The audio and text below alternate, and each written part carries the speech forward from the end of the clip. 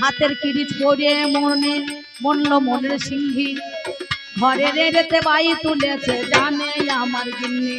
আমি তোমার কাছে বলি কথা গো শোনো আমার ঠাই, সত্যিকারের তত্ত্ব কথা তোমারে জানাই। একটাই আমার মোরল মশাই কি কর্ম করিল, একটা 5 বিঘে ভুঁইয়েতে দেখো শশা লাগিয়েছিল। শশা একটা মোরল মশাই একটা 5 বিঘে বাকুড়িতে শশা লাগিয়েছে। তার বয়স হয়ে গিয়েছে, আর সে মোল্লানি করেছে কি একটা পাড়া ছেলের সঙ্গে তার ভালোবাসা আছে, বুঝতে পারছেন। সে দেখছে মরছেও না কিছুই না, মরলে পরে ভালো হয়। ওই যে বলছে না এত মানুষ মরছে, এ নামুরের নাকি বেদর মরণ হচ্ছে না, আমার পাল্লাদার বলে গেল বলছে এত গরু ছাগল মরছে এর মরণ হচ্ছে না, কি বলছে না। তো এই মনে মনে ভাবছে বয়স হয়ে গেছে মরলেই ভালো হয়। এর কর্তাকে যত্ন করে কর্ম করে কতগুলা মুড়ি দিয়েছে, ঘি দিয়েছে, আর ঘিয়ের মধ্যে বিষ মাখিয়ে যত্ন করে মুড়ি কোটাকে পোল্লায় বেঁধে দিয়েছে, পুটুলিতে বেঁধে দিয়ে একটা টুনটুনি আলা বাবা আমার হাতের মধ্যে দিল, দিয়ে বলছে মোরল মশাই কাকুরের জমিতে চলো। ওই কাকুরের জমিতে গিয়ে তুমি গো কাকুরা গুলবে জানি, এই মুড়ি কোটা খাবে আর জল খাবে ওরে শুনি। মোরল দেখছে এই মুড়ি এখন খেলে তো হবে না, একটুখানি রেখে দি তুলে পরে খাবো 16 আনা। বলছে এখন খেলে হবে না, এই মুড়িটা একটুখানি পরে খাবো। সঙ্গে সঙ্গে গাছের ডালে মুড়ি কোটা আর জলের বোতলটা তুলে রেখেছে ভাই। এদিকেতে একটা ডাকাতের দল চুরি করতে যায়। 12টা বেজে গেছে, বড় ক্ষুধার্ত হলো, দেখছে এই মোরলের কুড়েতে কি আছে ভালো, একটুখানি দেখবো তারে শোনো আমার ঠাই। এই বলিয়া কি করিল মহাশয়, সঙ্গে সঙ্গে মোরলের কুড়াতে যখন সেজন্য চলে গেল, ওই কুড়ের মধ্যে খানে দেখছে মোরল মশাই ভালো, তারে ডাক দিয়েছে মোরল উঠে পড়ো হাই, কি ভাই আছে তোমার কাছে বের করা চাই। মোরল বলছে বাবা রে তুই বয়স্ক মানুষ, আমার কাছে কিছু নাই, ওই দেখ আমাকে প্রাণে মারিস না, আমার গামছাতে মুড়ি বাঁধা আছে, আর জমিতে শশা আছে, কাকুর আছে, আর বোতলে জল আছে, তোরা সবাই মিলে ভাগ করে খানা। সবাই মিলে বাবা ভাগ করে খানা।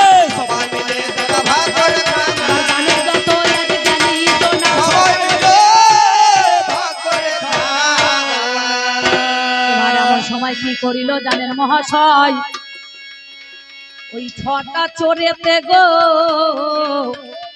একটা করে কাকুর শশা তোলে, আর একটু করে মুড়ি নেয় আর শশা কুচিবায়। বিষ খেয়ে তাদের 6 জনের মরণ হয়ে গেল। যত টাকা সোনা দানা একটা কিরি চোরে ছিল।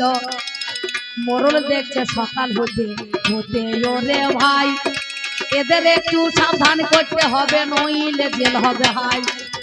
মোরল মশাই টেনে টেনে পাশে কাঁদর ছিল, কাঁদরের জলে পা ধরে তাদের ঠিলে ফেলে দিল। টাকা পয়সা সোনা দানা নিয়ে কিরিচ নিয়ে ভাই মোরল আমার মোল্লানির কাছে যাবে বলে রেডি হয়।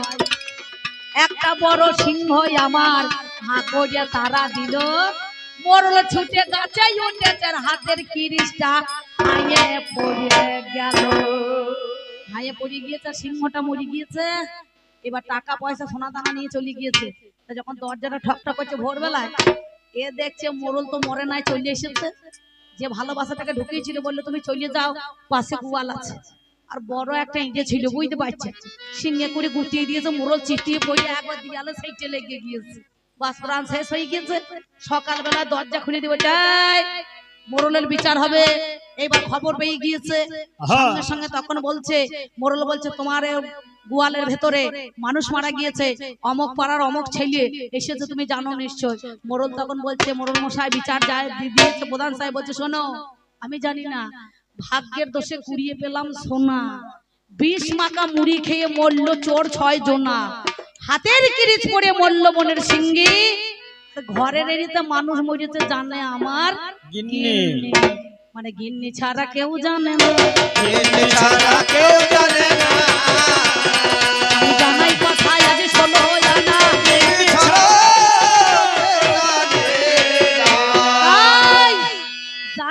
কর্ম তার তেমন ফল, কিন্তু ভাগ্যেতে নাই।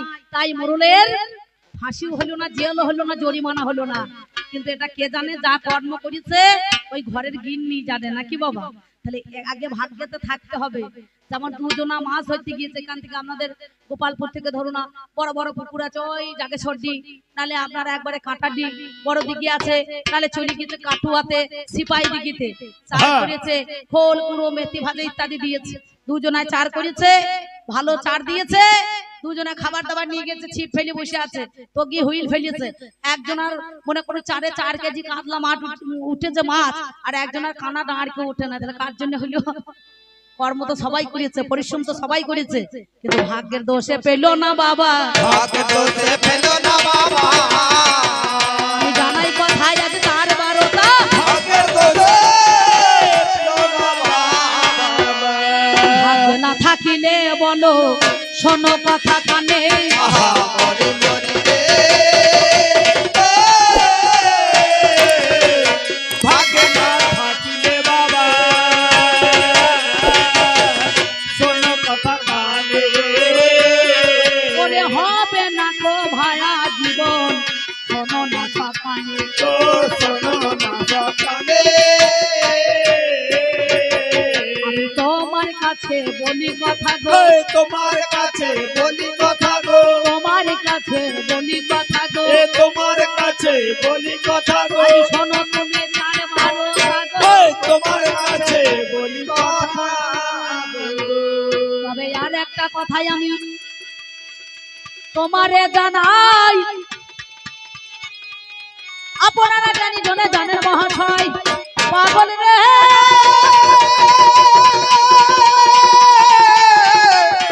ওরে পাগল রে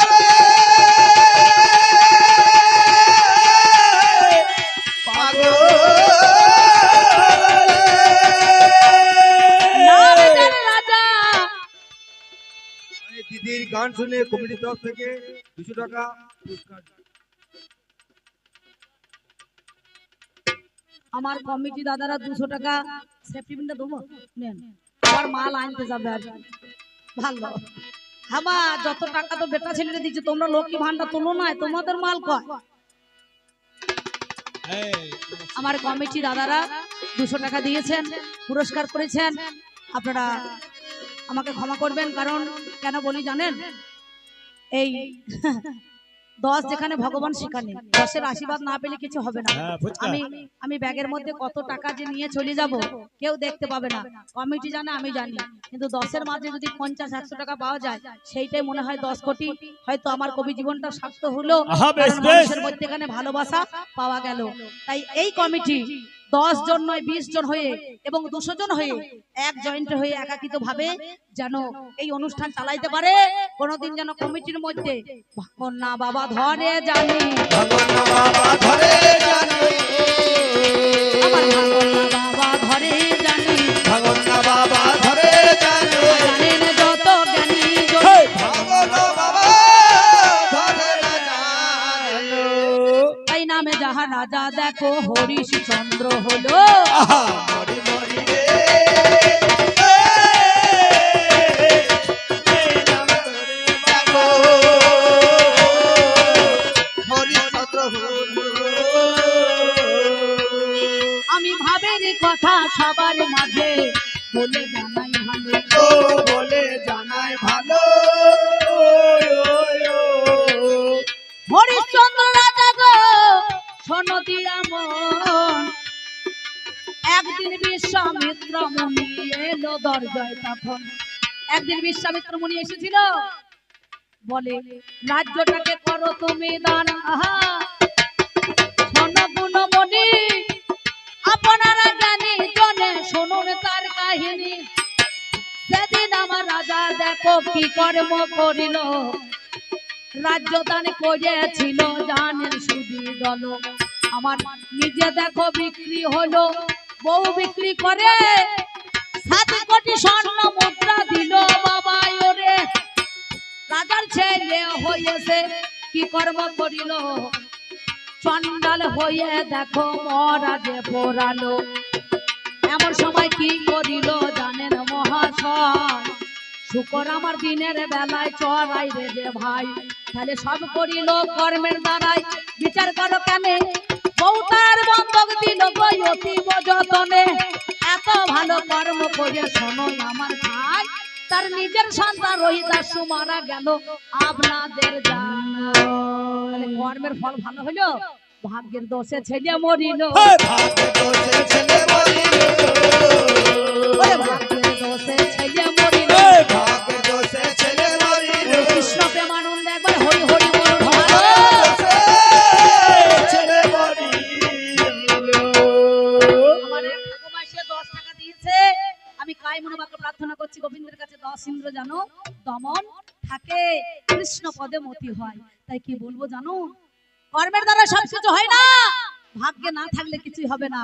ভাগ্যে ছিল কার, ওই দেখো শোনো, নামজার গান্ধারী, সে রাজার মেয়ে, রাজার ছেলের সঙ্গে তার বিয়ে হওয়ার কথা, কিন্তু কেউ ভাবতে পেরেছেন ছাগলের পাটার সঙ্গে তার বাবা বিয়ে দেবে? কি বলছেন, মহাভারত বলছে নাকি বাবা?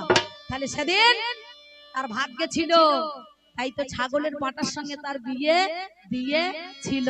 এটা আমার কথা নয়, আমি অম্বিকার কথা নয়, এটা হচ্ছে মহাভারতের কথা। আমি কি বলিব আমি কি বলিব ভাইয়া জীবন তোমারে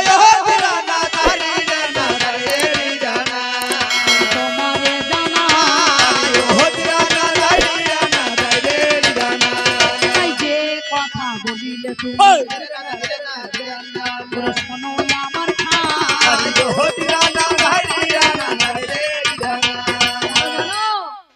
কত মুনি জনার মন হরে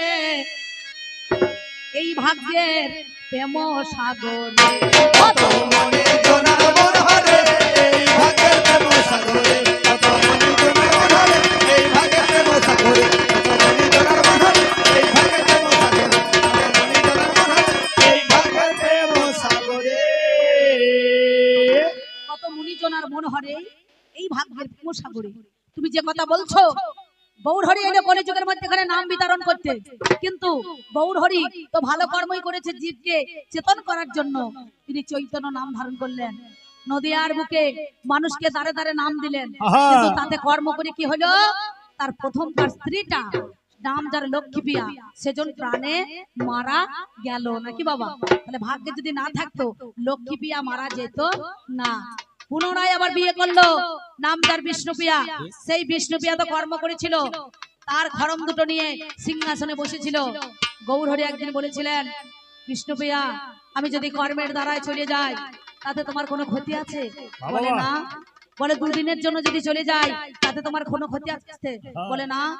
বলে আমি যদি 3 দিনের জন্য যদি চলে যাই তাতে তোমার কোনো ক্ষতি আছে? বলে না। বলে আমি যদি সারা জীবনের জন্য চলে যাই তাতে তোমার কোনো ক্ষতি আছে?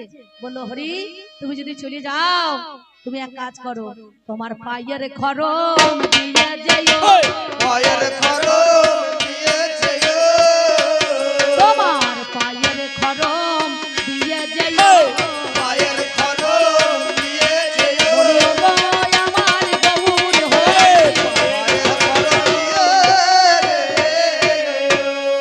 বলছে তুমি বোঝের কোকিলে বোঝে ফিরে যাও, আমি যদি আমার গৌরহরিকে না পাই তুমি তোমার কৃষ্ণকে পাবে না। তুমি বলতে পারো সেই বিষ্ণু বিহার খামতি কি ছিল, কর্মের কি দোষ ছিল, যার জন্য স্বামী কাছে থেকেও সে চলে গেল। রাজায় পড়লে রানী হয় না, আর পাতে পড়লে খেতে পায় না। যদি ভাগ্যে বাবা না থাকে, ভাগ্যে বাবা না থাকে, ওরে ভাগ্যে যদি না থাকে, ভাগ্যে বাবা না থাকে, জানাই কোথায় আজ আপনাদের নিকটে। তাই বলছি কত মণিজনার মন হরে এই ভাগ্যের প্রেম সাগরে। ওরে এই সাগরে স্নান না করলে, ওরে এই সাগরে স্নান না করলে তার বৃথায় আসা সংসারে, বিথায় আসা সংসারে রে, বিথায় আসা সংসারে, বিথায় আসা সংসারে রে, বিথায় আসা সংসারে,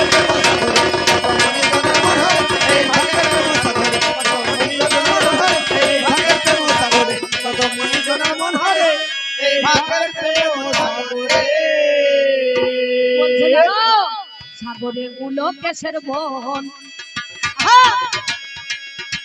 সাগরে গুলো কেশের বন, সেথায় গুপ্ত বৃন্দাবন দরজা খুললে দেখতে পাবি মদন আর মোহন আর দরজা খুলে দেখতে পাবি মদন আর মোহন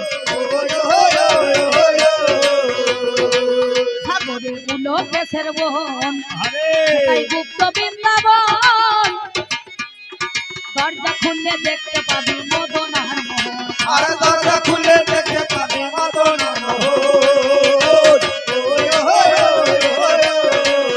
সেথায় হয় নবদ্বীপ তার মাঝে একদিন হয় না মদন তার মাঝে একদিন সেটাই হয় নবদ্বীপ তার মাঝে একদিন ওই দেখো বড়কাল ঝংকারে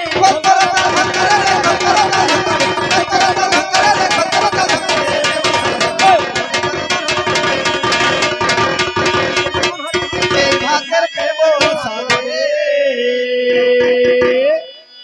ঘুরে মাটি কেটেছে সাগরে মাটি কেটেছে কাটতে মজা লেগেছে ওই দেখ মাপ করবো বলে মাঝে সাক্ষী রেখেছে আর নাম করবো বলে মাঝে সাক্ষী রেখেছে ওই দেখ অবশেষে একজন মিলেছে ওরে অবশেষে একজন মিলেছে ওই দেখ অবশেষে একজন মিলেছে ওরে জল ফেলে জল করে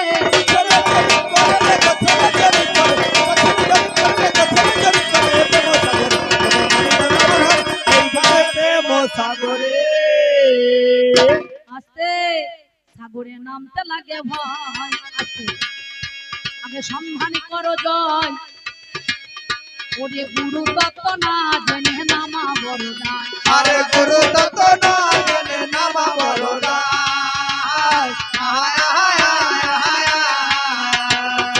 সাগরে নামতে লাগে ভয় আগে সন্ধান করো জয় গুরু তত্ত্ব না জেনে নামা বড় দায় আরে গুরু তত না জানে নামা বড়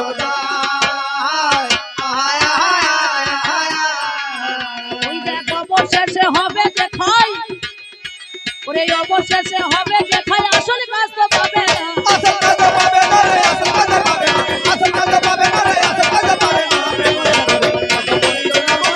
এই ভাগে প্রেম সাগরে মুনি জনার মন হরে এই ভাগ্যের প্রেম সাগরে তুমি মন দিয়ে শুনে যাও দিয়ে শুনে যা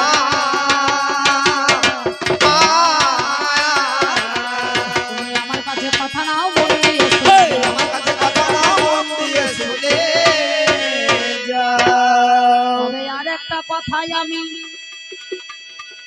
তোমার কাছে গাই আপনারা জ্ঞানী জনে গানের মহাশয় পাগল রে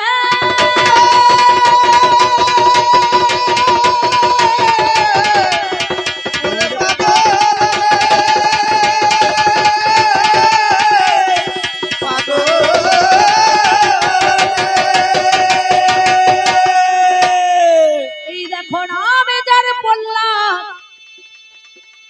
হিরণ্যকশিপুরের পুত্র হলো কৃষ্ণ বিরোধী সে জনা বাবা অমনি ওরে ছিল কৃষ্ণ নামে গাইত না সে জানেন মহাশয় কৃষ্ণের সঙ্গে তার দেখো যুদ্ধ বেঁধে যায় হিরণ্যকশিপু ওরে তাদের ঘরে একটা পুত্র দেখো বেশ বেশ জন্ম নিয়েছিল আপনারা জ্ঞানী জনে জানে সুধী দল এই প্রহ্লাদ জন্ম নিয়েছিল সবার আছে জানা ওরে কর্ম করলে সবই কর্ম দেখো সঠিক তো হতে পারে না আমি তোমার কাছে বলি ভাইয়া বিচার করো কেন আমি সত্যিকারের তত্ত্ব কথা বলি গো তোমারে এমন সময় কি হইল জানেন মহাশয় প্রহ্লাদকে দেখো আমার পাঠশালাতে দেয় প্রহ্লাদকে পাঠশালায় দিয়েছে প্রহ্লাদকে বলছে তুমি কর্ম করো তুমি গুরু আশ্রয় করো তুমি লেখাপড়া শেখো প্রহ্লাদকে বলে কথা কয়ে কৃষ্ণ নাম দিলে এমন সময় বলছে কয়ে জানাই কথা তোমায় আজকে বলে কয়ে কৃষ্ণ যিনি কর্ষণকারী হয়ে খগেন্দ্র আজকে গয়ে গোবিন্দ হয়ে গেল ঘরে ঘনশ্যাম নব দুর্বদল। এই কথা যখন হিরণ্যকশিপুরের কানে চলে যায় বলল কৃষ্ণ বিরোধী হইয়াছ তুমি, তোমার প্রহ্লাদ দেখো নাম ছাড়ে নাই। তাকে কর্মের জায়গায় দিয়েছি, তাকে কর্ম করতে দিয়েছি, কিন্তু কি হলো জানো? কর্মের ফলটা দেখো, ভাবটা দেখো। সে কি করলো? তার বাবা দুরাচারী একজন মানুষ বললো কৃষ্ণের সঙ্গে আমাদের যুদ্ধ হয়েছিল, দুই ভাইয়ে সেই আমার ভাইকে মেরেছে আর তার নাম করছে, এই কর্ম আমি করতে দেবো না। গুরুর কথা শুনে প্রহ্লাদকে আগুনে ফেলে দেয়। যারা কোমর বাবা মাটির হাঁড়িতে পাকা করে ভাই, 7 দিন ধরে আমার সাল জ্বলেছিল, আপনারা জ্ঞানী জনে জানেন শুধু দল। সালের মধ্যে ফেলে দিল গো 7 দিন ওরে জানি, এমন সময় কি হইল জানেন মহাজ্ঞানী। সঙ্গে সঙ্গে সেজনে দেখো সালেতে ভরিল, এমন সময় প্রহ্লাদ সেথায় দাঁড়িয়ে ওরে ছিল। কাঁচা মাটির হাঁড়ি পাকা হয়ে যায়, 7 দিন পরে সাল যখন গো খুলে দিল মহাশয়, এমন সময় দেখে ভাগ্যের কি পরিহাস হলো, করে কর্ম করেছে ভাগ্যের জন্য পুড়িয়ে না মারিল। আগুন ভাগ্যের কাছে। যেমন আনন্দ লাভ হয় তোমার গান শুনে আমার ততটা আনন্দ হয়েছে। হরি বল হরি বল। দীর্ঘদিন একটা লোক খেতে পাই নাই, তারপরে ভোজ বাড়িতে ভোজ, তার কত আনন্দ হবে। তোমার গান শুনে আমার ততটা আনন্দ হয়েছে। কোন বন্ধা নারী যদি হঠাৎ সন্তান পাই কোলে, সেই মায়ের যেমন আনন্দ লাভ হয়, তোমার গান শুনে আমার ততটা আনন্দ হয়েছে। আপনাদের কতটা হয়েছে আমি বলতে পারি। যাহা ছিল জিজ্ঞাসা মিটিয়ে দিয়েছে আপনাদের পিপাসা, শুনলাম কবির গানে। যে কাজলতা দান নাই তো ধরবো কথা, যেখানে সেখানে কথা এলে যেখানে সেখানে দিলে টেনে। প্রথম জিজ্ঞাসা, যে ছেলেটা মায়ের পেটে মরল তুমি লেগলে কখন? তার কর্ম খারাপ ছিল না ভালো ছিল? এটা আমার প্রশ্ন নয়,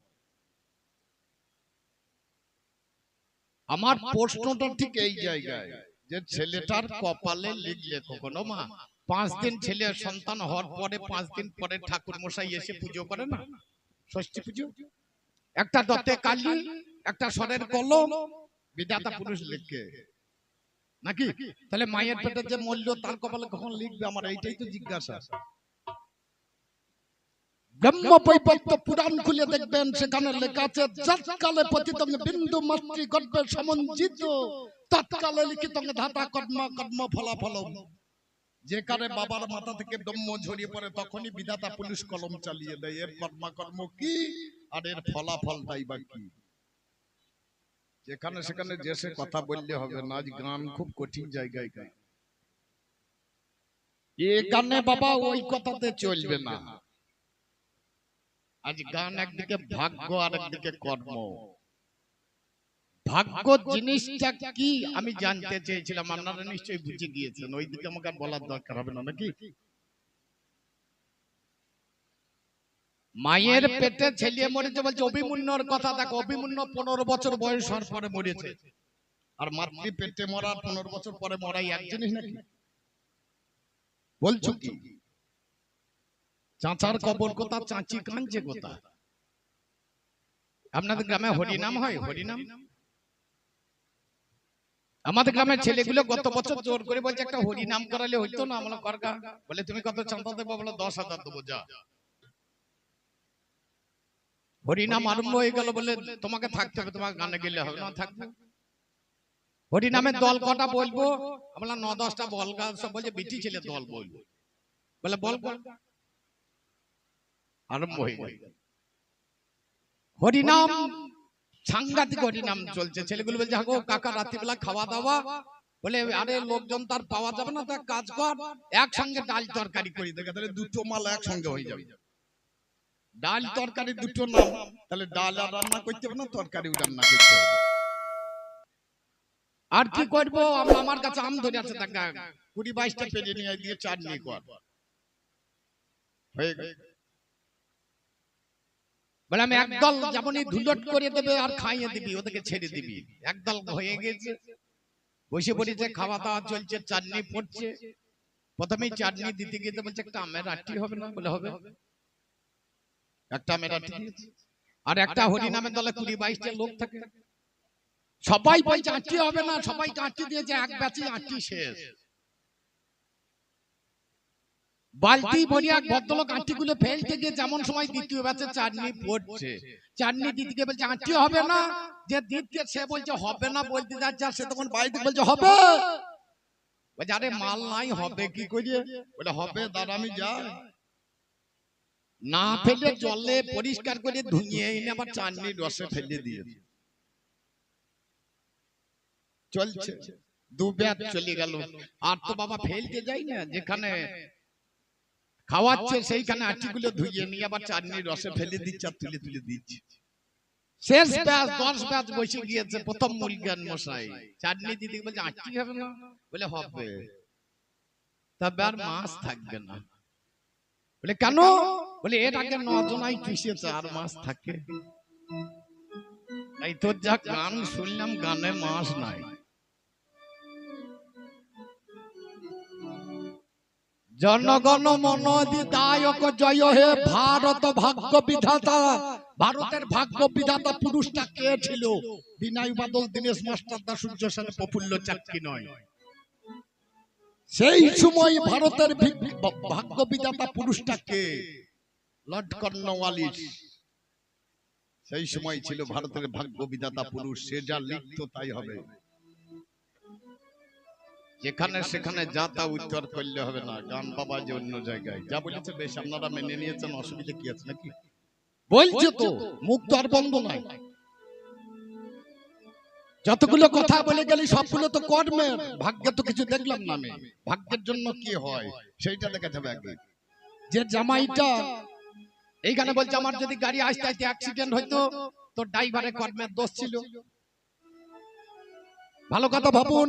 তাহলে এক কাজ কর, তোর ভাগ্যে এখানে গানের পয়সা নেওয়া আছে, তাহলে ঘর বাসায় বসে থাকলি না, এখানে আসার দরকার। কবি গানটা কর্ম করা। আমি গান করতে এসেছি মানে আমি কবির কর্ম করতে এসেছি। আমি যদি আসলে না এসে বাসায় বসে থাকতাম, আমার পিঠের চান্দা থাকতো? গান করলে পয়সা যা বলেছে বেশ, প্রসাদ থেকে আলোচনা নাই। আমার গান একটু শোনাই, বসে বসে শুনুন, তারপর ওকে ছেড়ে দেবো, এসে আবার শোনাবে, আপনারা শুনবেন। বাবা হলো না এই কথা তো বলি না, বলবো না, কাউকে বলি না, তোকেও বলবো না। আমি চারটে জিজ্ঞেস করেছিলাম, উনি উত্তর যা করেছেন করেছেন, ভালো করেছেন। আপনারা ভালো পেলেও পেয়েছেন, খারাপ পেলেও পেয়েছেন। যেটা পেয়েছেন কালকে সকালে শুয়ে, রাতে গোটা রাত শুয়ে শুয়ে চিন্তা করবেন, যে কাল সকালে ভাববেন, আজকে বাবা দরকার নাই। তবে একটা গান না শোনালে, ওরে তোমরা শুনেছ কোন কালে আম ধরিয়েছে কাবে কাছে রে কালে? তোমরা শুনেছ আম ধরেছে কাবে কাছে রে, তোমরা শুনেছ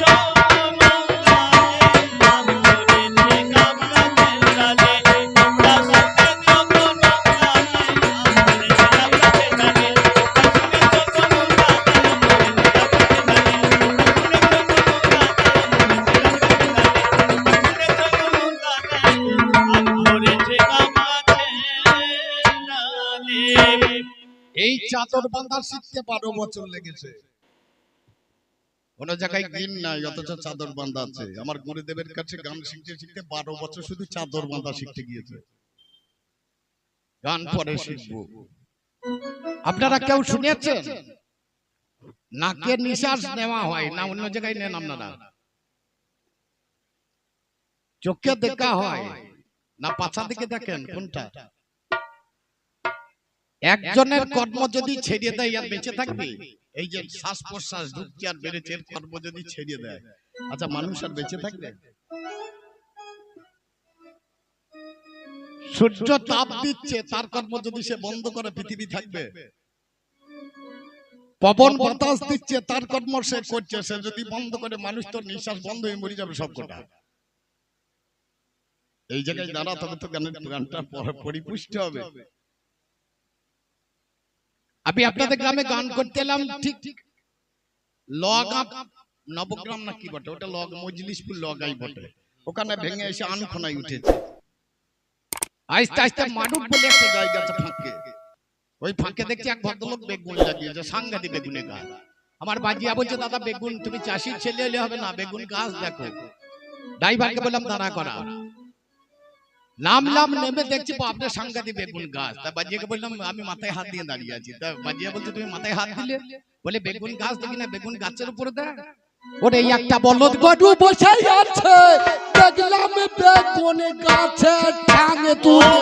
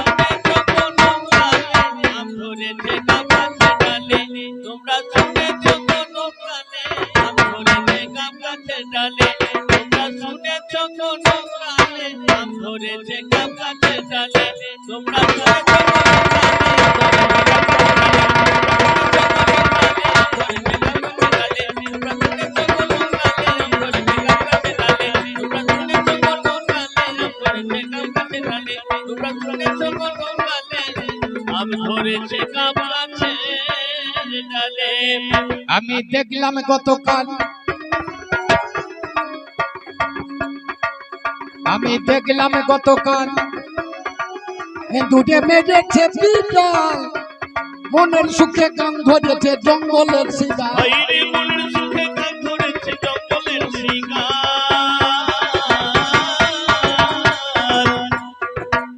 হবে এটা বর্ধমান নাকি? আর আমার বাড়ি বীরভূম। তোমাদের দেশে বিড়ালে ইঁদুর মানে না, ইঁদুরে বিড়াল মারে? মা সত্য বলো, বিড়ালে ইঁদুর মারে নাকি? তাহলে কি গান আমি ভুল গাইছি? আমি দেখলাম গতকাল ইঁদুরে মেরেছে বিড়াল, মনের সুখে গান ধরেছে জঙ্গলের শিকার। আমি কালকে দেখলাম একটা ইঁদুরে বিড়াল মারছে। কর্মের দ্বারাই সব হয়। যদি বলেন কি করে হয়, আমার একটা বদ অভ্যাস আছে, সকাল উঠে দই গুড় আর মুড়ি চাই, তাছাড়া আমার চলবে না। আর আমার গ্রামে এক ঘর ঘোষ আছে, ঘোষের বাড়িতে প্রতিদিন দই আনতে যাই, একটা বাটি হাতে চললাম সকালবেলায় গিয়েছি ঘোষের বাড়িতে গতকালকে, গিয়ে বসে আছি, বলে ঘোষ কই? বলে দুধ তুলতে গিয়েছি। বসে আছি, তাকে হঠাৎ তাকিয়ে দেখছি মোটা দইয়ের ভাঁড়ের উপরে শিকেতে তোলা আছে, শিকের দড়িতে দেখছি একটা ইঁদুর। সেই ইঁদুরটার দড়িটাকে কাটছে কুটকুট করি, আর তলায় একটা বিড়াল বসে আছে, তুই পড়লি আমি খাবো। কুটুস করে কেটে দিয়ে তার দইয়ের ভাঁড়টা এসে ধুম করে বিড়ালের মাথায় পড়ে গেল, বিড়ালটা চিৎপাট। কর্মের দ্বারাই হয় না এমন জিনিস আছে। আমি দেখলাম গতকাল দুটে মেরেছে বিড়াল, ওরে মনের সুখে গান ধরেছে জঙ্গলের শিকার।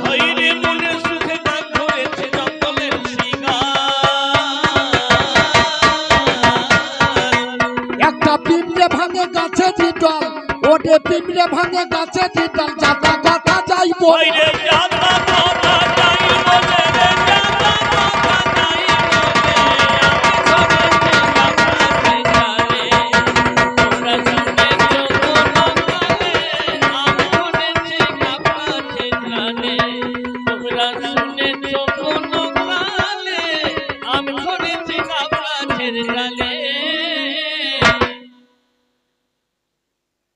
তোর হাসার দরকার কি? তোকে আমি কিছু বলি যে তোর মাথা চুল নাই, আমার লোককে বলতে যাবার দরকার কি আছে? ওর দিকে তাকালে আমার ওরা হেসে দিল। আচ্ছা ওর মাথায় চুল নাই, আমি আপনাদেরকে বলতে যাবো না। ও আবার দুটো বন্ধু করেছে, একজন খোঁটা আর একজন অন্ধ, মানে একজন খোঁটা চলতে পারে না আর একজন অন্ধ দেখতে পাই না। তিনজনে বসে বসে পাকা রাস্তার ধারে প্রচুর গল্প করছে, আর আমি গানের জন্য বলতে যাচ্ছি। এমন সময় বড় গাড়ি বাই করে চলে গিয়ে চলে, তখন মাথায় হাত দিয়ে বলছে আমার চুলের থাক ভেঙে দিলে রে, বলছি চুল নাই আর থাক ভেঙে দিয়েছে। খোঁটা তখন লাফিয়ে উঠতে বলছে গাড়ি ধরবো, আর অন্ধটা বলছে লাফা ঝাপা করিনি, আমি নম্বর টুকে নিয়েছি। আমার পাল্লা ধরে গান করা বোধহয় ওই অন্ধের নম্বর টোকা। খুব সত্য কথা বাবু। একটা এড়িয়ে বাছুরে বাঘের মাথা খাইছি রে, অন্ধ লোকে দেখে ঠাকুর বলছে বোবানে। হইনি অন্ধ লোকে দেখে ঠাকুর বলছে বোবানে।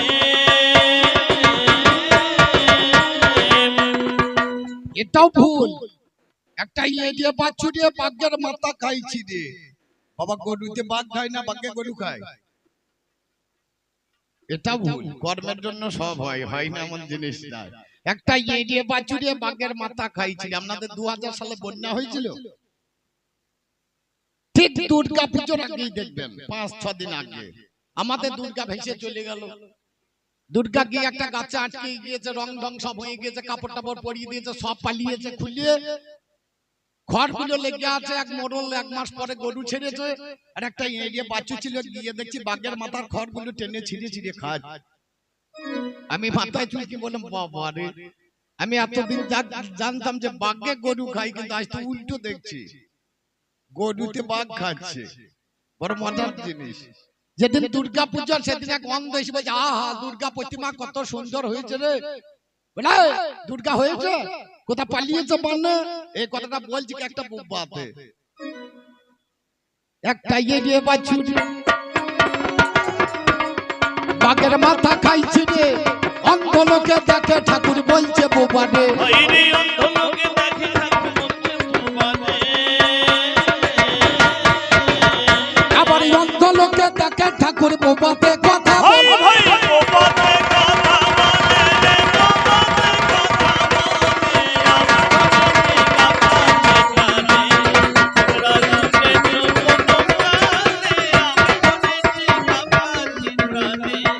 তোমরা শুনেছ কোনো কানে, আমি শুনেছি বাবাজির কানে। পঞ্চ পাণ্ডবের 5টা ছেলে,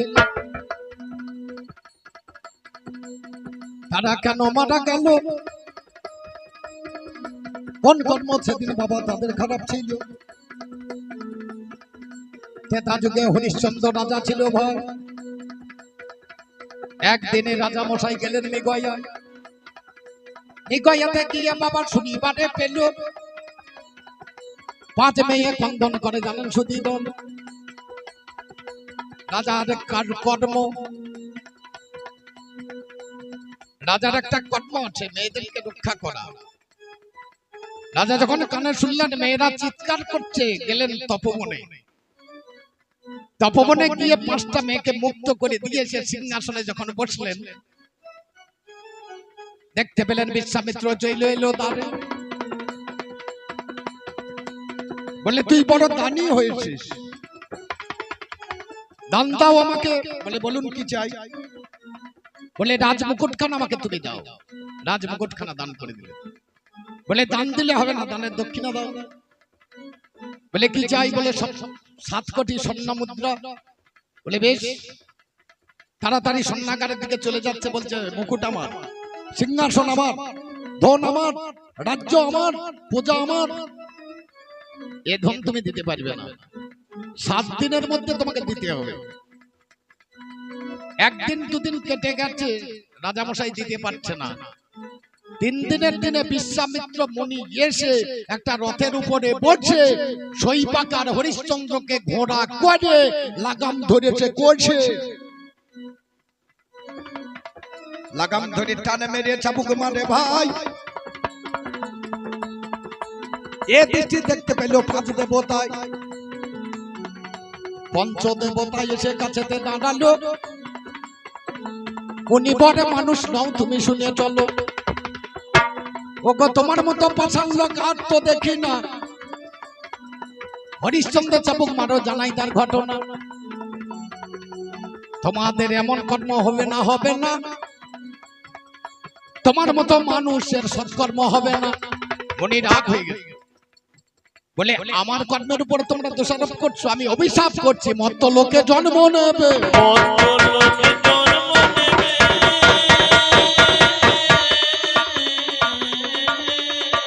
পায়ে ধরেছে, পায়ে ধরে খুব কাঁদছে। মনিবর আমরা দেবতা, আমরা মানুষ রূপে যাব, সেখানে আমরা দ্বার পরিগ্রহ করতে হবে, এটা যেন করতে না হয়। বলে আমি আশীর্বাদ করলাম তোমরা জন্ম নেবে, কিন্তু তোমাদের সংসার আদি হবে না, অল্প দিনের মধ্যেই তোমরা আবার স্বর্গ মধ্যে ফিরে আসবে। এই পঞ্চ দেবতা দ্রৌপদীর গর্ভে 5টা পাণ্ডবের 5টা সন্তান হয়ে জন্মেছিল। তুমি জেনে নাও, জেনে তুমি জেনে নাও, শুধু জেনে নাও, কথায় বসে মনটা মজা।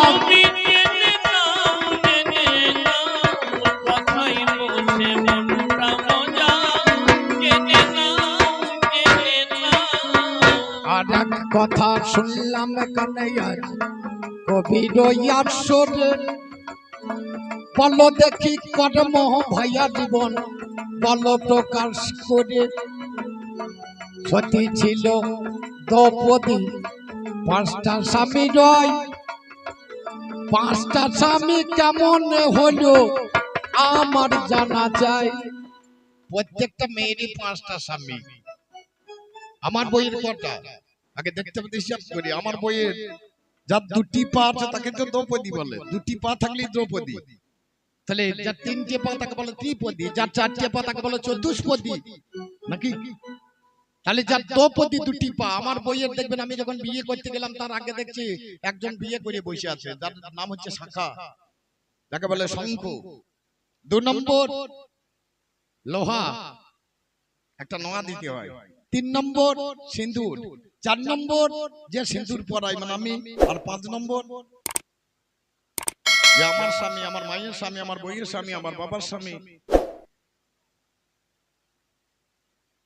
এই স্বামীটাকে না ভরতে পারলে বাবা কাজ হবে না।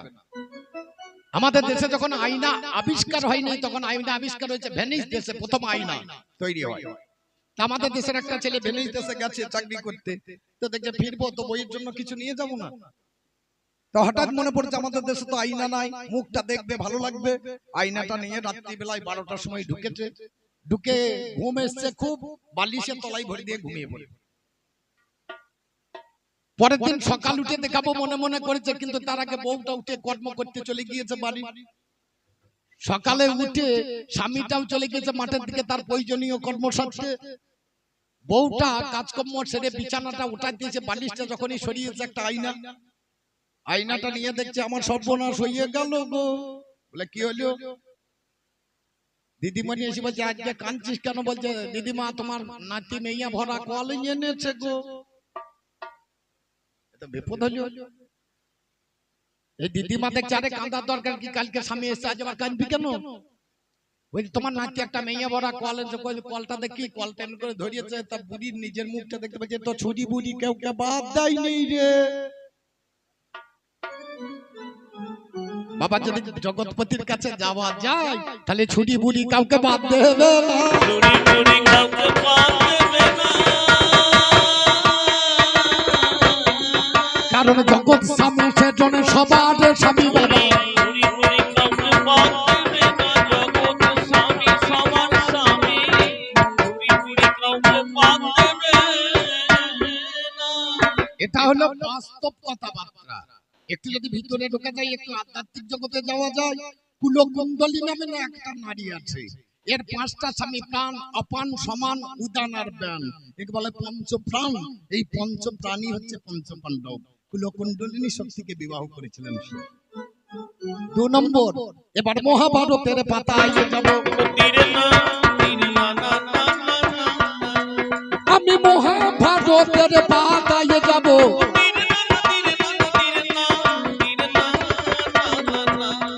কেন 5টা স্বামী হলো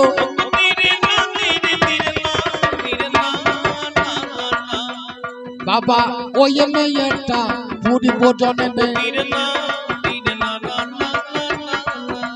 শিবের পূজা করেছিল।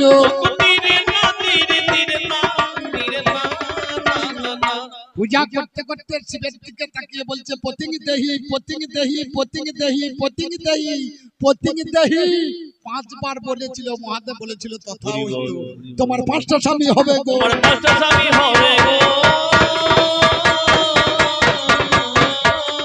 কর্মের জন্য ফল পেয়েছে তোমার 5টা স্বামী হবে গো, তুমি কর্মের জন্য ফল পেয়েছো 5টা স্বামী। ওরে কর্ম যদি হয় বলবান, পিতির কলম কেটে করে খান খান। মানুষ মরে গেলেও সে মানুষ আবার বাঁচাবার ক্ষমতা রাখে কর্মের জোরে।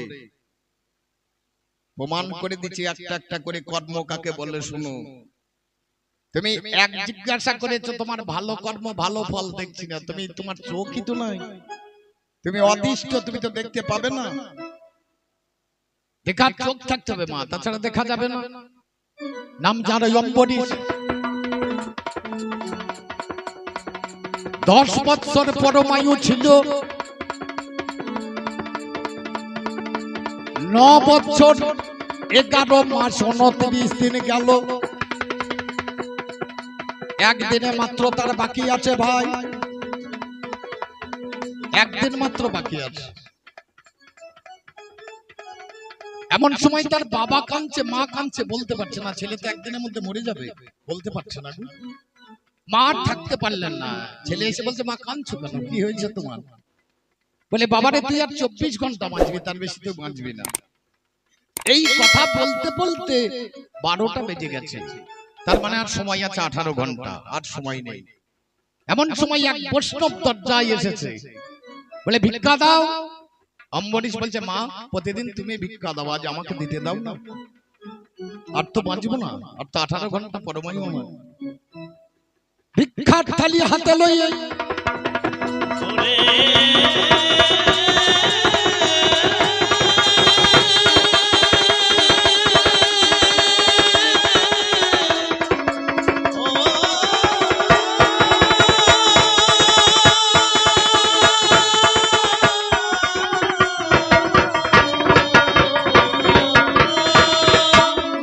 দিল বৈষ্ণবের ঝোলায়, মাথায় হাতে রেখে আশীর্বাদ করে সেদিন দেয়। বৈষ্ণব বলছে চিরজীবী হও বাবা। করজোড়ে দাঁড়িয়েছে ছেলে। অম্বরীশ বলছে আচ্ছা বৈষ্ণব মশাই, এটা কি আপনার ব্যবসা? আপনি কি আরো কিছু বেশি চাল ডাল নেবেন? বলে কেন বাবা? বলে আপনি আমাকে বললেন চিরজীবী হও, আমার তো মাত্র 18 ঘন্টা পরমায়ু, আর তো আমি বাঁচবো না। বলে বৈষ্ণব কখনো মিথ্যা কথা বলে না। বলে তাহলে আর কি করবো, 18 ঘন্টা আমার পরমায়ু। বলে যে কর্ম শ্রেষ্ঠ কর্ম, তোমাকে সেই কর্ম করতে হবে। বলে বৈষ্ণবের সেটা কি আমি তো জানি না। বলে যার জন্য আসা তোমায় নাম করতে হবে, বলে নাম করতে হবে।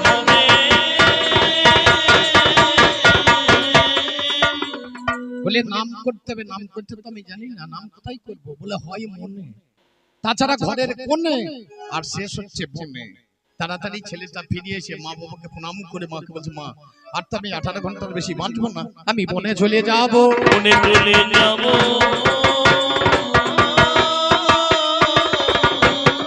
বাকি 18 ঘন্টা কাটিয়ে দেবো আমি। বনে চলে যাব, বাকি 18 ঘন্টা কাটিয়ে দেব বনে চলে।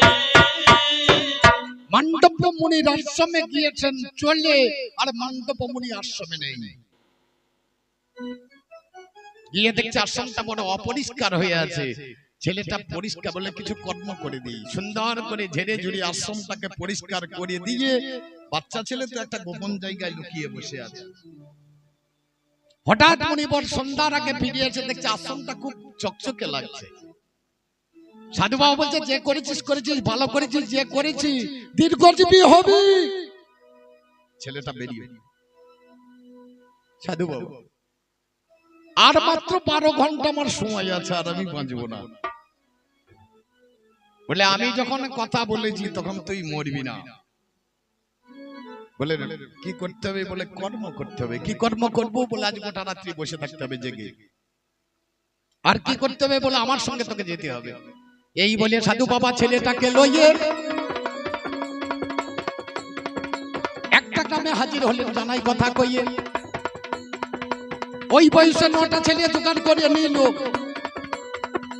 ও বাবার রাত্রি বেলায় আশ্রমে আসিল।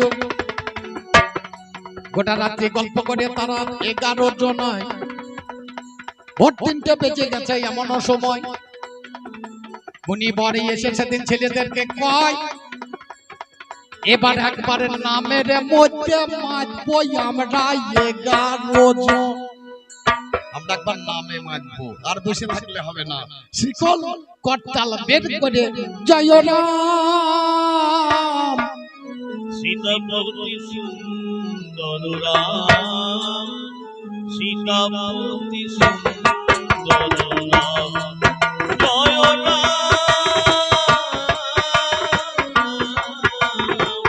সীতাপতি সুন্দর রাম, সীতাপতি সুন্দর রাম। সর্বে নারায়ণ প্রেমাই শ্রীরাম, তাম্বুরে শ্রীকৃষ্ণ হরি ভগবান জয় রাম। সীতাপতি সুন্দর রাম, সীতাপতি সুন্দর রাম, জয় রাম। সীতাপতি সুন্দর রাম, সীতাপতি সুন্দর রাম। দেখতে দেখতে সকাল বেলা হয়ে গেছে, নাম গেয়েই চলেছে। যমরাজ তার দুধটিকে পাঠিয়ে দিয়েছে, বলে তাড়াতাড়ি যাও, আর অম্বরীশের সময় নেই। তাড়াতাড়ি এসে দুজন দাঁড়িয়ে আছে কিন্তু চিনতে পারছে না। দেখ যার দিকে তাকাচ্ছে 10টায় অম্বরীশ বসে রয়েছে। দশটায় অম্বরীশ বসে রয়েছে।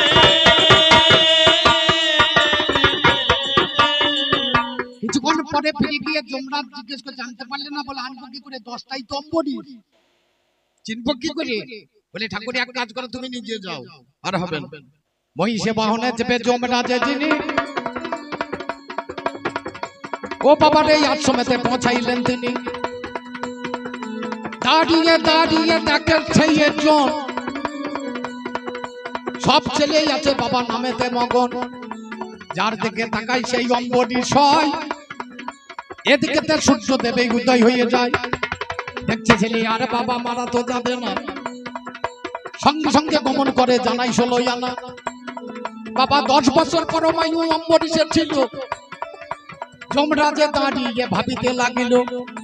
চিত্তগুপ্ত ঘরে বাবা ঢুকে গেল ভাই। হাতে ছিল জমদন্ত, আপনাদের জানাই। জমদন্ত নিয়ে একটা ধাক্কা মেরে দিল। 10-এর পাশে আর একটা শূন্য হয়ে গেল। 10 ছিল 100 বছর হয়ে গেল ভাই। ছেলের আমার মারার দেখো নাই কোনো উপায়। চিত্তগুপ্ত এসে তখন খাতাটা দেখেছে, এই কর্ম নিশ্চয় যমরাজ করিয়েছে। দাদারে তুই এখন আমার কথা শোন, একটা শূন্য দেবই আমি করিয়া যতন। এই বলে চিত্ত সেদিন কর্ম করে একটা শূন্য দিয়েছিল জানাই প্রকাশ করিয়ে। পাশে যখন একটা শূন্য দিয়ে দিল ভাই, 1000 বছর হলো আমরি বালায়। গুপ্ত বলে, তুমি একটা দিলে আমি থামবো না, 2টো শূন্যই আমি দেব, করো বিবেচনা। কেমন করে ছেলেটা মরে আমি দেখবো, তারপরে যমরাজকে আমি ছেড়িয়ে দেব। এই বলে ডান দিকে 2টো শূন্য দেয়। 10 লক্ষ বছর পর বায়ু অম্বরীশে বাবা কর্মে দাঁড়াই হয়ে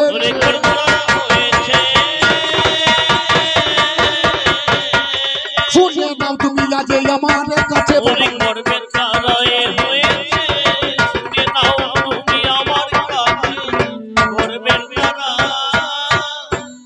যে ভাগ্যে জামাই ঘরে এলো, তাই শাশুড়ির গর্ব হলো। গর্ব মানে ভালো তো, ভালো কথা, কথা তো খারাপ নয়, কথাটা খারাপ নয়। দশরথের একটা পালিত কন্যা ছিল, তার নাম ছিল শান্তা। তার বিবাহ দিয়েছিল বিবান্ডক মুনির ছেলে ঋষ্যশৃঙ্গ মুনির সঙ্গে। বাবার বিয়ে হয়নি, এই ছেলের কোলে বউ, মানে বিবান্ডক মুনি কোনোদিন বিয়ে করেনি। তার একটা ছেলে হয়েছিল, তার নাম হচ্ছে ঋষ্যশৃঙ্গ মুনি। সেই ঋষ্যশৃঙ্গ মুনি ডাকতে বলেছিল অন্ধমুনি। অন্ধমুনি এত কথা বলতে গেলে সময় থাকবে না বাবা। অন্ধমুনির পুত্র সিন্ধু যখন জল ভরতে গিয়েছিল, রাজা দশরথ শব্দবেদী বাণে তাকে মেরেছিলেন। যখন কাঁধে করে নিয়ে আশ্রমে গিয়েছিলেন, তখন ওই সিন্ধু মুনি অভিশাপ করেছিলেন, বলে আমার তো কোনো সন্তান হয় নাই, বলে হবে, তুমি তোমার জামাইকে ডাকো, বিবান্ডক মুনির পুত্র ঋষ্যশৃঙ্গ মুনিকে, সে পুত্রেষ্টি যজ্ঞ করবে, সেই যজ্ঞে একটা চরু উঠবে, চরু শব্দে পায়েস উঠবে, সেই পায়েসটা তুমি রানীদিকে খাওয়াবে, তার থেকে সন্তানের জন্ম হবে। কর্মের দ্বারাই হবে বাবা, ভাগ্যের দ্বারাই হবে না। ভাগ্য দ্বারা হবে না।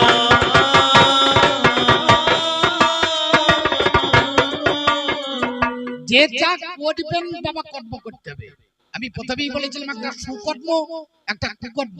ভগবানের নিমিত্তে যে কর্ম তাকে বলে সুকর্ম, আর নিজের নিমিত্তে যে কর্ম সেটা হচ্ছে কুকর্ম বাবা। বলতে বলতে বলছিল, আমার কানে গেল, আপনারাও শুনলেন, আমিও বসে বসে শুনলাম। কোথায় বাবা কি বলে দিচ্ছে বলা খুব মুশকিল। গুরু রুষ্ট হলে কৃষ্ণ রাখি পারে না রে, আর কৃষ্ণ রুষ্ট হলে গুরু রাখি পারে পারে। কিসের জন্য? ভাগ্যের জন্য না কর্মের জন্য? বাবা নামে যারে বেদব্যাস, ওরে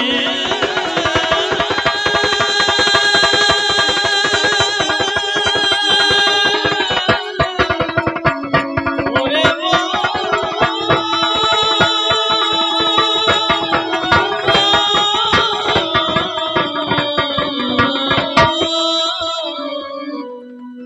এই কথাটা আপনাদের অনেকেরই জানা, তবু আমাকে একবার মনে করিয়ে দিতে হবে। ভোলা পঞ্চানন একদিন বসে আছে কৈলাসের, নারদ গিয়েছে দুর্গার কাছে, বলে মামি, বলে কিছু বলবি? বলে অন্য কিছু নাই, আমার মামা পাঁচ মুখে কি করে গো? বলে তোর মামা পাঁচ মুখে বেদধ্বনি করে, বলছে বেদ্য চারটে, রিকসাম যজু অথর্ব, তাহলে পূর্ব পশ্চিম উত্তর দক্ষিণ চারটে মাথা, তার উপর দিকে একটা মাথা, এই মাথাতে কি করে? বলে নারদ কি করে বলতে কি? বলে মেয়ে ছেলের কথা চিন্তা করে, মেয়েদের কথা চিন্তা করে। ও মা, এই নারদ হচ্ছে খুব মজা লাগাবার ওস্তাদ। তোমাদেরকে এই জিনিস শেখালাম না, তোমরা ঝগড়া লাগাতেই থাকবা। কারণ দরজার কাছে, সোজা দরজার কাছে দাঁড়িয়ে আঙুলে আঙুল লাগিয়ে নারদ নারদ নারদ তিনবার যদি বলাই, তার বাড়িতে ঝগড়া লাগবে। মেয়েদেরকে শেখালাম না, ঝগড়া লাগাবার তাল করবে। দুর্গাকে ঝগড়া লাগিয়ে দিয়ে চলে এলো, বলে শিব কি চিন্তা করে? বলে উদ্ধ মাথায় মেয়ে ছেলের কথা চিন্তা করে। শিব এসেছে, বলে এ ভোলা, তোমার উপর দিকে মাথায় কি করো গো? বলে তুমি জানো না আমি হরিনাম করি? বলে না, আমি, তুমি মেয়ে ছেলের কথা চিন্তা কর। বলে পাগলি, আমার বুকের উপর একটা মেয়ে চেপে আছে, বাঁ দিকে তোমার মতো সুন্দরী একটা মেয়ে, আমার জটার ভেতরে একটা মেয়ে টুকি মারছে, আবার আমার মেয়ের দরকার আছে নাকি? বলে না। বলে কি হয় বলো? বলে এ কথা দিনের বেলায় হবে না, রাত্রি 12টার পরে। বলে কি কথা? আগম নিগম তত্ত্ব কথা এই মুখেতে হয়,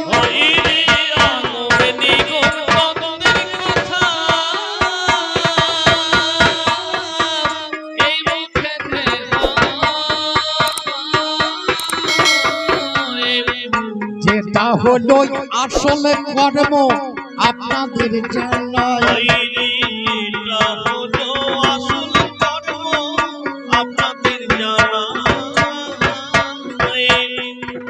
এই কর্মটা হচ্ছে ঢোকার বেরোনো। আমরা ঢুকতে পারি কিন্তু আমরা বেরোতে পারি না। আমরা দরজাতে ঢুকতে পারি কিন্তু বাবা বেরোতে পারি না। শিব দুর্গাকে বলছে কথা তো এখন হবে না, রাত্রি 12টা থেকে 3টে পর্যন্ত। প্রথম প্রহরে রোগী জাগে, দ্বিতীয় প্রহরে চোর জাগে, তৃতীয় প্রহরে ভোগী জাগে, চতুর্থ প্রহরে যোগী জাগে। রাত্রি 6টা থেকে সন্ধ্যা 6টা থেকে 9টা পর্যন্ত চোর জেগে বসে থাকে, কারো গাওনা ছিড়বে, কারো পকেট মারবে, কারো মোটরসাইকেল ধরবে। 9টা থেকে 12টা পর্যন্ত যারা রুগী তারা জেগে বসে থাকবে, যার কাশি আছে দেখবেন কাশি বেরিয়ে যাবে। 12টা থেকে 3টে পর্যন্ত যারা ভোগী পুরুষ, যারা ভোগ করতে জানে, যারা ঢুকে বেরোতে পারে বাবা, তারা বসে জাগবে। তারা বসে জাগবে।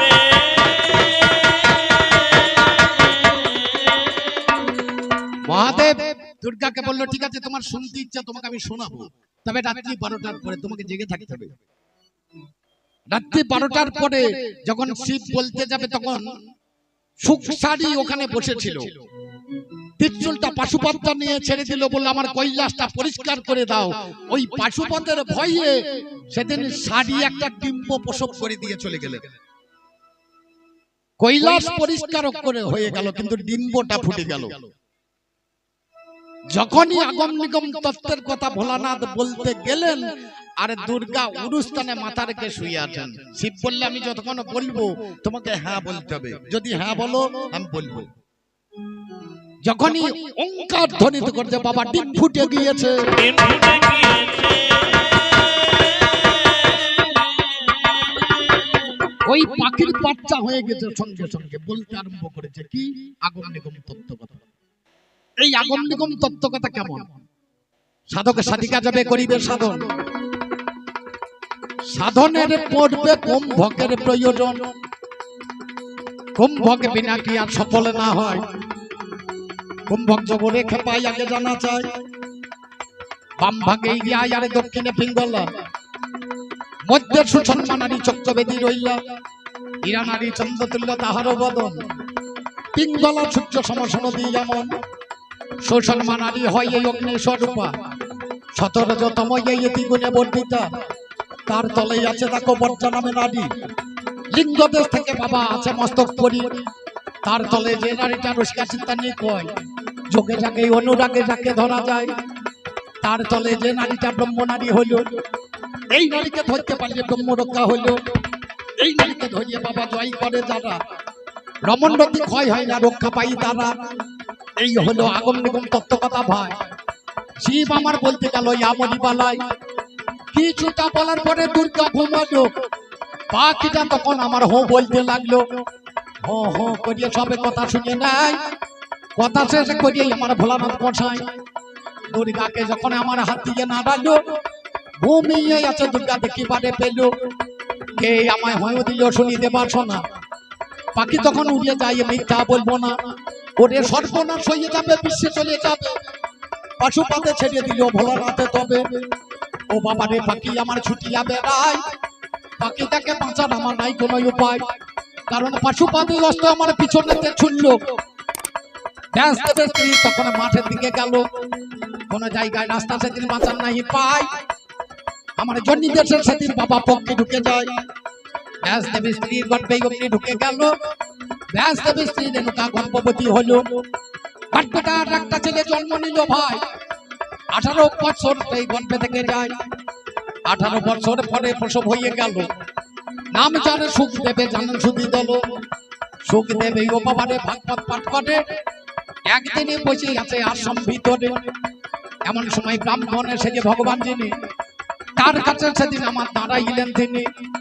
নয়নের জল ধরে আরে ভাগবত পাঠ করে, ভগবানই এসে দাঁড়াই তাহার উপরে। বললি ওরে বাঁচা দনে আমার কথা নিবি, আগে তুই গুরু করম যত্নে করিবি। আশ্রয় নিতে পারলে এইটা হবে ধন, গুরু কর্ম করতে হবে জানাই নিবেদন। এই বলে ছেলে আমার কোন কর্ম করলো। আরে পরের দিন সকাল বেলায় হাঁটিতে লাগলো। হাঁটতে জঙ্গলে ঢুকে পড়ে ভাই, এক গুরুদেবের আশ্রমেতে বসে দেখতে পায়। তিন রমণী বক্ষখানা খুলিয়ে দিল ভাই, আরে স্তনের মধ্যে তেলগুলো যত্নে লাগায়। ওরে গুরুদেবের পৃষ্ঠদেবের তৈল মন্ত্রণ করে, কানে হাত দিয়ে বাবা মারল সেদিন দড়িয়ে। ছুটে ফিরে এসে আবার আশ্রমে বসিল। আমার গুরুদেবের দরকার নাই, তুমি শুনিয়ে চলো। আবার পরের দিনে ভাগবত পরে বসে গেল ভাই। আবার এলো ভগবান আপনাদের জানাই। ওরে ব্রাহ্মণের বেশ ধরে সেখানে দাঁড়ালো। এদিকে তো সুখ দেবে পাঠ করতে লাগলো। শেষকালে জিজ্ঞাসা করিল তথায়, গুরু করেছ কিনা বলো নাই আমায়। বলে দর্শন করেছি আমি, গুরু তো হলো না, ওই গুরু দেবে আমি করতে পারবো না। সঙ্গে সঙ্গে ব্রাহ্মণে অভিশাপে দিল, 84 ভবনে যাবে তুমি শুনে চলো, 84 লক্ষ জনই ভ্রমণ করতে হবে। আমার কথা এই ক্ষণে শুনে নাও তবে। এই দিকে সুখে দেবে মনে ভেবেছে, গুরু না করে যাবো না জানাই তোমার কাছে। এই বলিয়ে পরের দিনে সকাল বেলায় ও বাবার জঙ্গলেতে গুরুর কাছে যাই। স্নান করিয়ে এসে বাবা গুরুর পাশে বসলো, কর্ণজনিতে সেদিন কৃষ্ণ নাম নিল। বসে বসে সেই ছেলে কাঁদে, মহাশয় আর হবে না দেখা গুরু তোমারে জানাই, তোমার সঙ্গে দেখাই আমার আর তো হবে না, তোমার কাছে জানিয়ে যাই আমি 16 জানা। গুরু বলে কি হয়েছে বল বাছা ধন, কি জন্য কাঁদিস তুই বল নাই এখন। গুরু কই এক ব্রাহ্মণে এসেছিল তারে, আমার অভিশাপে করিয়ে দিল জানাই প্রকাশ করিয়ে। এদিকে গুরু দেবে হাসিতে লাগিল, ওরেই আমার ভক্ত কথা শুনে চলো, আজ আবার ভাগবত পাঠে বসে যাবে তুমি। সেই সময় এই আসবে ওই ব্রাহ্মণ গুণমণি, বলবে কুঞ্জনীতে কতদিনই আমি সেটাই থাকবো, একে তুমি দেখিয়ে দাও একটুখানি ভাবো। যখন আঁকাটা শেষ হবে তোমারে জানাই, গড়াগড়ি দিয়ে ধরবে ওই মনির পায়। এই কথা শিখাইয়ে তারে সেদিন দিল। সুখ দেবে আশ্রমেতে যতনে ফিরিল, আরে সুখ দেবে আশ্রমে ভাগবত পাঠ করে, ব্রাহ্মণে দাঁড়াইল অতি যত্ন করে। ভক্ত আর ভগবানের দুজন কাঁদে ভাই, ভক্তকে ছাড়তে মারিয়া মরি বালায়। কাঁদতে কাঁদতে সেদিন আমার সুখ দেবে যিনি, শুনে চলো যোগই আমার ব্রাহ্মণ গুণমণি, তুমি আমায় অভিশাপে করিয়েছ হে তাই, আমি 84 ভ্রমণে যাব তোমারে জানাই। ওরে কুঞ্জনীতে কতদিনে সেটাই আমি থাকবো, তোমার হাতে লেখাই আমি একটু দেখে নেব। স্থাবরে লক্ষ বিংশতি জলযন্ত্র নব লক্ষ কম, রুদ্র পক্ষিণ এক এক করে লিখে দিল ভাই। আরে গড়া করি দিয়ে যাওয়া ধরে তাহার পায়, আর যাবো না ব্রাহ্মণের শোনোই আমার কাছে, আর আমি যাব না কথা নয় কমেছে। তোমার মুখের বাক্য সত্য হয় জানাই তোমার ঠাঁই, হাতের লেখা সত্য হবে আমরি বানায়। নিজের রূপে ধরিয়া সেদিন বলি দিয়ে লাগিল, কোন জনে শেখাইল আমার কাছে বলো, বলে গুরু করেছি আমি, গুরু শিখিয়ে দেয় ওগই আমার ভগবানে তোমারে জানাই। সেদিন আমার ভগবানে বলিয়েছিল ভাই, তোমার কাছে পাল্লাদার সেটা গিয়ে যায়। গুরু দুষ্ট হলে কৃষ্ণ রাখিবারে না রে, কৃষ্ণ দুষ্ট হলে গুরু রাখিবারে পারে। তাই বলি পাল্লাদার তোমার কাছে গাই, কর্ম ছাড়া কোনোদিন বাঁচার উপায় তুমি জেনে যাও, জেনে কথাই পড়ছে মনটা মজা।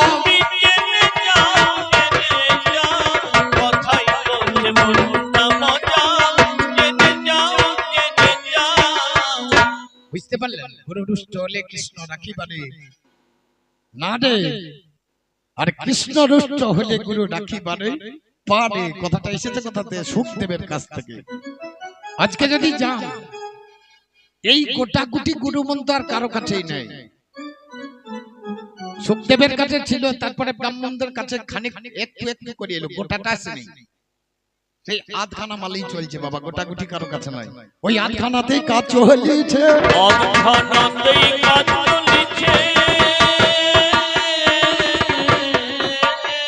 বাবারে যারা কর্ম শিখেছে, যারা কর্ম করতে জানে। আমি প্রথমেই বলেছিলাম সঞ্চিত কর্ম। এমন একটা লোক ছিলেন যার নাম ছিল পিতামহ ভীষ্ম, যিনি বাবার বিবাহ দিতে গিয়ে নিজের সবকিছু ত্যাগ করেছিলেন, আপনারা জানেন। সেই লোকটা সরসজ্জায় পড়ে গেল। যুদ্ধের পরেও 56 দিন তিনি বেঁচে ছিলেন ওই সরসজ্জার উপরে। 56 দিন পর ভগবান কৃষ্ণ গিয়ে ভীষ্মের কাছে দাঁড়ালেন, বলে পিতামহ আপনার ইচ্ছা মৃত্যু বর আছে, আপনি তো ইচ্ছা করলেই মরতে পারেন, তা মরলেন না। তা হাসতে হাসতে তখন বিশ্বদেব বলেছিল, মানুষকে চেনা যায় মরণে, মানুষকে চেনা যাবে মরণে, জীবনে নয়। একটা মানুষ গলায় মালা নিয়ে আছে, তিলক কেটে আছে, মাথায় চৈতন্য রেখেছে, তাই বলে সে সাধু নয়। চেনা যাবে মরণে, যেদিন মরিবে সেদিন আপনি দেখতে পারবেন।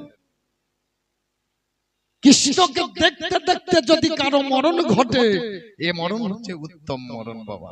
কৃষ্ণ নাম নিতে নিতে যদি কারো মৃত্যু ঘটে, সে মৃত্যু উত্তম মৃত্যু। দীর্ঘদিন পড়ে আছি আর সাধুর মতো কথা বলছি তা বললে হবে না। হঠাৎ দেখবেন একটা লোক মারা গিয়েছে, সে কোনোদিন হরি নাম করেনি, অথচ লোকে বলছে সাধু মরণ। লোকটা নিশ্চয়ই সাধু ছিল। বিশ্বদেব কৃষ্ণকে বলছে, কৃষ্ণ আমি 100 বছর দেখতে পাচ্ছি, তা আমি কোনোদিন কোনো খারাপ কর্ম আমি করি নাই, তা বলতে পারো কৃষ্ণ আমার শরীরে এত মানবিদ্ধ হলো কেন? বলে পিতামহ আপনি 100 জনম দেখতে পাচ্ছেন, 101 জনম দেখতে পাচ্ছেন? বলে না, তা পাচ্ছি না। বলে আপনি ছিলেন গন্ধর্ব নন্দন, সেই অবস্থায় ধনুকের ছিলা দিয়ে একটা সর্পকে তুলে ফণি মনসার কাছে আপনি ফেলে দিয়েছিলেন। ফণি মনসার কাছে সর্পটা বিদ্ধ হয়ে গেছিল, উপর থেকে মুখ করে বলেছিল, ভগবান আমি তো কোনো দোষ করিনি, আমাকে কাঁটাতে বিদ্ধ করে দিল কেন?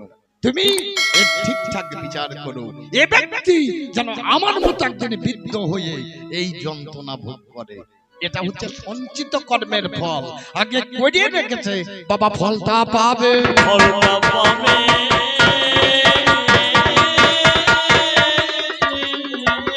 যা জানো না তুমি তা বলো, বাবা ফলটা পাবে, তুমি যা জানো না তা বলো না, ফলটা।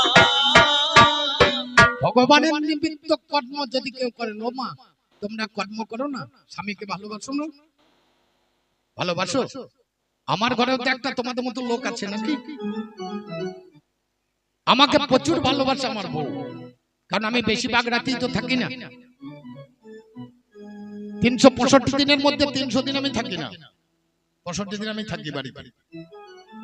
এই 65 দিন বউ আমাকে ভালোবাসবে না? প্রচুর ভালোবাসে। কিন্তু আজকে তো কাছে আছে, আমি প্রতিদিনই বাড়ি যাই, গান করি।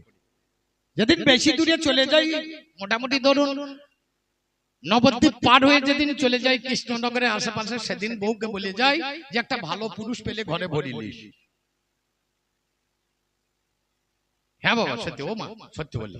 আর কদিন একা একা থাকবে এই শীতের দিন, না বলুন কষ্ট হয় না? স্বামীকে সে ভালোবাসে, আমি বউকে ভালোবাসি না, তাই হয়? এই কাজটা একমাত্র বীরভূমে মেয়েরাই পারে, স্বামী থাকতে স্বামী ঘরে ভরে নিতে।